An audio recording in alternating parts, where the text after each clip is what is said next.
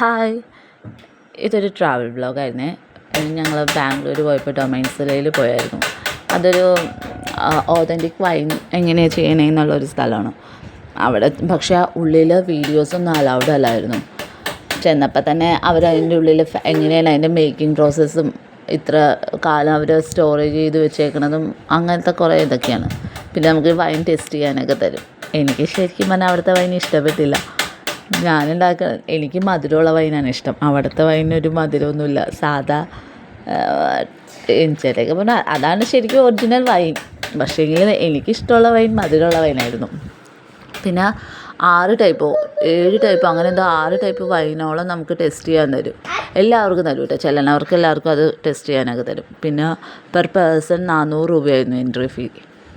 പിന്നെ അവിടെ തന്നെ ഇങ്ങനെ മുന്തിരിത്തോട്ടങ്ങളൊക്കെ ഉണ്ട്. അവർ തന്നെയാണ് എല്ലാം അവിടെ ചെയ്യണം. അത്രയൊക്കെ ഉള്ളൂ. Thank you.